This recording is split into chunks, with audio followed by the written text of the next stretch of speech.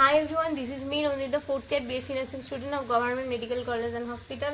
So আজকে title and thumbnail দেখে তোমরা বুঝতে পেরে গেছো আজকে কোন টপিক নিয়ে আমরা আলোচনা করতে চলেছি। আজকে হচ্ছে মেইন আমি তিনটে টপিক নিয়ে আলোচনা করব। একটা হচ্ছে মক টেস্ট কিভাবে দেবে, মক টেস্ট কটা দিলে তোমাদের মনে হবে সাফিসিয়েন্ট মক টেস্ট দেওয়া হয়েছে, আর থার্ড হচ্ছে এমসিকিউ বা মক টেস্ট কিভাবে রিভাইজ করবে বা মক টেস্ট কিভাবে অ্যানালাইসিস করবে সেগুলো নিয়ে তোমাদের সাথে আমি কথা বলতে চলেছি।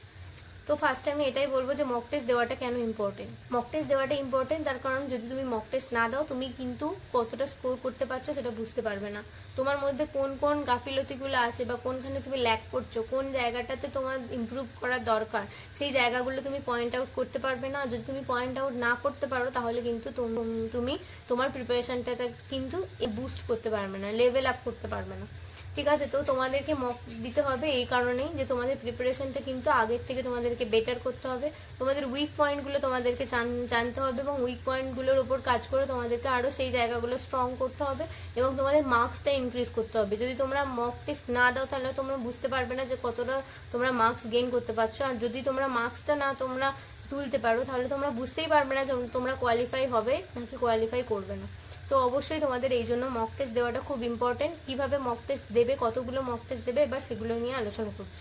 দেখো, একটা সাবজেক্টে পড়ছো তুমি, তো তোমার যখন সাবজেক্ট ওয়াইজ যখন কমপ্লিট করা হচ্ছে, আশা করছি তোমার সাবজেক্ট ওয়াইজ যখন টপিকগুলো পড়ছো তার সাথে সাথে টপিকগুলোর ওপর যে এমসিকিউ আছে সেগুলোও তোমাদের কভার আপ হয়ে যাচ্ছে।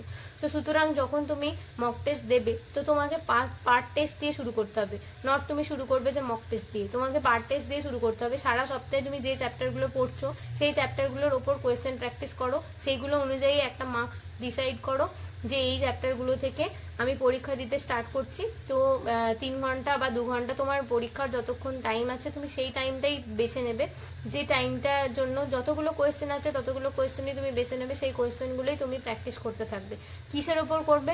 সারা সপ্তাহে যে টপিকগুলো তুমি পড়েছো সেই টপিকগুলোর ওপর তুমি কিন্তু যেমন মার্কস আছে, যেমন 115-এ যেমন পরীক্ষা হয় সেই অনুযায়ী তোমরা কিন্তু পার্ট টেস্ট দেবে। এই পার্ট টেস্টগুলো যখন হচ্ছে, ফার্স্ট যে উইকে যেটা পড়লে সেটার উপর ফার্স্ট উইকে তোমরা পার্ট টেস্ট দিলে, সেকেন্ড উইক যেটা পড়লে first week plus second week এই দুটো মার্চ করে তোমরা সেকেন্ড উইকের শেষে কিন্তু এক্সামটা দেবে। এইভাবে তোমরা কিন্তু এক্সাম দিতে দিতে একসময় তোমাদের ফুল সিলেবাস কমপ্লিট হয়ে যাবে। ফুল সিলেবাস যখন কমপ্লিট হয়ে যাবে তখন প্রত্যেকটা সানডেতে তোমাদের কিন্তু ফুল সিলেবাস দিতে হবে। এবার ফুল সিলেবাস যখন সানডে দিতে থাকবে তখন তার মাঝখানে এক সপ্তাহের মধ্যে চেষ্টা করবে এক একটা সাবজেক্টকে পুরোপুরি কমপ্লিট করা।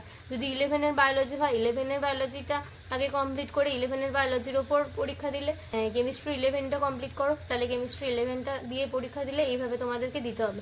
মোট কথা প্রত্যেকটা সপ্তাহে রবিবার কিন্তু তোমাদের পার্ট টেস্ট অথবা ফুল টেস্ট যেটাই হোক তোমাদের কিন্তু দিতে হবে।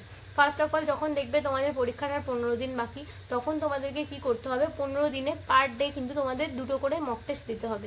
তখন তোমরা 2টো করে মক টেস্ট দেবে আর প্রতিদিন অ্যানালাইসিস করবে। ঠিক আছে, প্রতিদিন 2টো করে মক টেস্ট দেবে, অ্যানালাইসিস করবে আর রিভিশন স্ট্র্যাটেজিটা তার সাথে সাথে ফলো করবে। সন্ধ্যেবেলা থেকে, যেমন প্রতিটা ভিডিওতে আমি বলে থাকি যে সন্ধ্যেবেলা থেকে তোমরা রিভিশন করবে। তো প্রত্যেকটা ভিডিওরই মানে এই ভিডিওতে তো আমি ওটাই বলছি যে প্রত্যেক দিন কিন্তু সন্ধ্যেবেলা তোমরা রিভিশনের জন্য রাখবে। এবং তোমাদের সব থেকে ইম্পর্টেন্ট মক টেস্ট দেওয়ার এই টাইমটাতে তোমরা মক টেস্ট দেবে যে টাইমে তোমাদের পরীক্ষা, অ্যাকচুয়ালি পরীক্ষার যে টাইমটা সেই টাইমটাতেই কিন্তু তোমরা চেষ্টা করবে মক টেস্ট দেওয়ার। যদি তোমাদের ফুল সাবজেক্ট কমপ্লিট হয়ে থাকে তো তোমরা এখন থেকে যদি মক টেস্ট দিতে যাও তো প্রতিদিন একটা করে মক টেস্ট দাও। তার সাথে সাথে মক টেস্ট দেওয়ার 2 ঘন্টা পর থেকে তোমরা সেটা নিয়ে বসো এবং ফিজিক্সের জন্য একটা আলাদা খাতা করো, কেমিস্ট্রির জন্য একটা আলাদা খাতা করো, বায়োলজির জন্য একটা আলাদা খাতা করো, লজিক্যাল রিজনিংয়ের জন্য একটা আলাদা খাতা করো, আর হচ্ছে ইংলিশের জন্য একটা আলাদা খাতা করো। মোটা খাতা করার দরকার নেই, ছোট খাতা করবে এবং সেখানে লিখে রাখবে মক টেস্ট অ্যানালাইসিস ফর এই সাবজেক্ট। যে সাবজেক্টের জন্য হবে সেটা, যে কোয়েশ্চেনগুলো ভুল হয়েছে তো সেই কোয়েশ্চেনগুলো লিখবে, তার অ্যান্সারটা কি করে হয়েছে সেটা ডিটেলসটা লিখবে এবং সেই কনসেপ্টটা কিন্তু তোমরা পড়ে নেবে, একবার করে রিভাইজ করবে। ঠিক আছে, তো এইভাবে অ্যানালাইসিস করতে হবে। দেখবে তুমি যখন মক টেস্টটা দেওয়া হয়ে যাবে তখন তুমি একটা স্কোর পাচ্ছ। তো যেগুলো ঠিক হয়েছে সেগুলো তো বাদ দিলে, যেগুলো ভুল হয়েছে সেগুলোর ওপর সেগুলো কিন্তু তোমাকে একটা নোট ডাউন করতে হবে খাতাতে। আর সেই নোট ডাউন করার সাথে সাথে সেই টপিকগুলো কিন্তু তখনই তোমাকে পড়ে নিতে হবে। সেইগুলো পড়ার সাথে সাথে সেই যে ডিটেলসে তুমি যেটা পড়লে বা যে কনসেপ্টের ওপর তোমরা পড়লে সেই কনসেপ্টটা তখনই ক্লিয়ার করে সেখানেই তোমরা লিখে রাখলে যে এই টপিকটার ওপর। তাহলে একটা মক টেস্টের একটা সাবজেক্টের কতগুলো ঠিক হয়েছে সেগুলো বাদ দিয়ে যেগুলো ভুল হবে হবে, তো সেগুলো তোমরা সঙ্গে সঙ্গে খাতায় নোট ডাউন করলে, সেই নোট ডাউন করার সাথে সাথে সেই কনসেপ্টটাও পড়ে নিলে। এইভাবে তোমরা সেকেন্ড দিনে আবার মক টেস্ট দিলে, সেকেন্ড দিনে যখন রিভাইজ করছো তখন ফার্স্ট দিনের মক টেস্টে যে কোয়েশ্চেনগুলো ছিল সেগুলো একবার পড়ে নিলে, দিয়ে সেকেন্ড দিনেরটাতে গেলে। আবার থার্ড দিনে যখন মক টেস্ট দেবে, থার্ড দিনেরটা যখন অ্যানালাইসিস করতে বসবে, সেটা অ্যানালাইসিস করার পর সেটা রিভিশন করার সাথে সাথে ফার্স্ট দুদিনের মক টেস্টগুলোও কিন্তু তোমাদেরকে অ্যানালাইসিস করতে হবে, মানে রিভিশন করতে হবে। অ্যানালাইসিস করতেও কিন্তু দেখো যতটা পরিমাণ পরীক্ষা দিতে টাইম লাগছে, অ্যানালাইসিস করতে তার থেকে বেশি টাইম লাগবে। সুতরাং তোমরা কিন্তু এক একটা সাবজেক্ট বসবে, এক একটা টাইমে অ্যানালাইসিস করবে। মানে ধরো মানে ফার্স্ট 1 ঘন্টা তোমরা ফিজিক্সটা করে নিলে, সেকেন্ড 1 ঘন্টা তোমরা বায়োলজিটা করলে, থার্ড 1 ঘন্টা তোমরা কেমিস্ট্রিটা করলে, ঠিক আছে। তার মাঝখানে 10 মিনিট করে গ্যাপ নিয়ে নিলে, তাহলে সারাদিনে তোমরা একটা করে মক টেস্ট প্রতিদিন দিতে থাকো আর সন্ধ্যেবেলার দিকটা রিভিশন করতে থাকো। তো এইভাবেই কিন্তু তোমাদেরকে মক টেস্টগুলো দিতে হবে আর এইভাবেই রিভিশন করতে হবে। এবং কতগুলো মক টেস্ট দিলে ভালো হয়, দেখো মক টেস্ট যত বেশি দেবে তুমি, তত বেশি তোমার রিভিশন হবে, তত বেশি তোমার অ্যাকিউরেসি বাড়বে, তত বেশি তোমার কনফিডেন্স বাড়বে এবং তত বেশি তোমার ইমপ্রুভমেন্ট হবে। তাই জন্য কোনো একটা পার্টিকুলার সংখ্যা নেই যে এই সংখ্যাটা, মানে ধরো 100 আমি বলে দিলাম 100টা মক টেস্ট দেওয়া মানে তুমি ক্র্যাক করে ফেলবে এক্সাম। 10 পাস এক্সাম 100টা মক টেস্ট দেবে, তুমি ক্র্যাক করে ফেলবে না। তুমি যদি 10টা মক টেস্টও দাও, যদি 10টা ভালোভাবে অ্যানালাইসিস করো, তাহলে ওই 10টা মক টেস্টের অ্যানালাইসিসের ওপরেও কিন্তু তোমার রেজাল্টটা অনেক বেশি ম্যাটার করে, রাদার দেন তুমি 100টা মক টেস্ট কিভাবে দিলে অথচ অ্যানালাইসিসই করলে না। তাই জন্য যত বেশি দেবে, যত বেশি অ্যানালাইসিস করবে, ততই তোমার পক্ষে ভালো। কোনো নাম্বারই সাফিসিয়েন্ট নয় এটার জন্য বলার যে এতগুলো মক টেস্ট তোমরা ক্র্যাক করে ফেলবে এক্সামটা। সুতরাং আমি এই টপিকগুলো নিয়ে আলোচনা করলাম। কি কি টপিক নিয়ে আলোচনা করলাম, কেন মক টেস্ট ইম্পর্টেন্ট, কিভাবে মক টেস্ট দেবে, মানে কিভাবে দেবে। ফার্স্টে সানডে করে দিতে থাকবে, যখন সিলেবাস কমপ্লিট হয়ে যাবে রোজ একটা করে দেওয়ার চেষ্টা করবে। আর তার সাথে সাথে সাইড বাই সাইড রিভিশন করতে শুরু করবে। সন্ধ্যে থেকে অবশ্যই রিভিশনটা রেখো। আর সকালবেলা উঠেও তোমরা যদি রিভিশন রাখো, সেগুলো হচ্ছে চ্যাপ্টার ওয়াইজ রিভিশন রাখবে, আর তারপর মক টেস্ট দেবে, তারপরে মক টেস্ট অ্যানালাইসিস করবে, তারপর রিভিশন করবে। এইভাবে কিন্তু পরপর তোমরা টাইম শিডিউলটা সিলেক্ট করে নাও, এইভাবে কিন্তু তোমরা দিতে থাকো। দেন মক টেস্ট অ্যানালাইসিস হলো, দেন এমসিকিউ প্র্যাকটিস। তোমাদেরকে বললাম যে ফার্স্টে যখনই তোমরা চ্যাপ্টারটা পড়বে, চ্যাপ্টারটা পড়ার পরে সেই টপিকটার ওপরেই কিন্তু তোমরা কোয়েশ্চেন প্র্যাকটিস করে নেবে। এবং সেই কোয়েশ্চেন প্র্যাকটিসগুলো যেগুলো তোমরা করছো, যখন মক টেস্ট অ্যানালাইসিস করবে, তো সেই চ্যাপ্টার যখন যেটা আটকাবে সেইগুলোর এমসিকিউ, সেই রিলেটেড এমসিকিউগুলো প্র্যাকটিস করেছিল, সেই জায়গাগুলো একটুখানি যাবে, সেই জায়গাগুলো একবার রিভাইজ করে নেবে।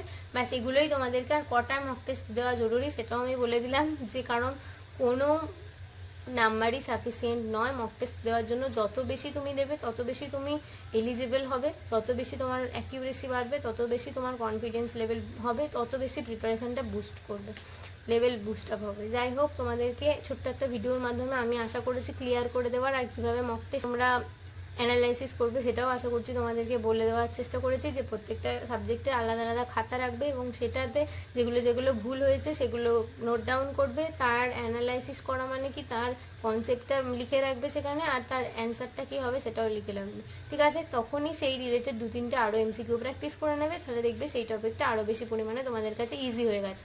ফার্স্ট দিন যেটার উপর অ্যানালাইসিস করলে, সেকেন্ড দিন কিন্তু যখন করবে, সেকেন্ড দিনেরটার সাথে সাথে ফার্স্ট দিনেরটা রিভিশন করবে। আশা করছি আমি ছোট্ট একটা ভিডিওর মাধ্যমে তোমাদেরকে একটু হলেও হেল্প করতে পেরেছি। আর যদি আমার ভিডিওটা দেখে একটু হেল্প হয়ে থাকে, যে ভিডিওটা সেরে যাওয়ার আগে অবশ্যই একটা সাবস্ক্রাইব করো আর নোটিফিকেশনটা অবশ্যই অন করে রেখো, যাতে তোমরা যতবার আমি ভিডিও দিই সেটা তোমাদের কাছে চলে যায় আর তোমরা সেটা দেখে একটু হলেও হেল্প পাও।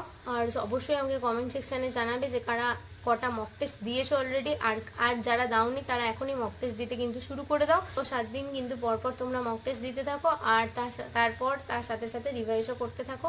আর প্রতিদিন পারলে আমার চ্যানেলটাতে এসে কমেন্ট করে যেও যে দিদি আমার আজকে মক টেস্ট দেওয়া, মক টেস্ট অ্যানালাইসিস ডান, আজকে রিভিশন ডান। তো আমি তোমাদের তাহলে দেখতে পারবো, আর আমারও মনে হবে যে আমার ভিডিওটা দিয়ে তোমাদের একটু হেল্প হয়েছে।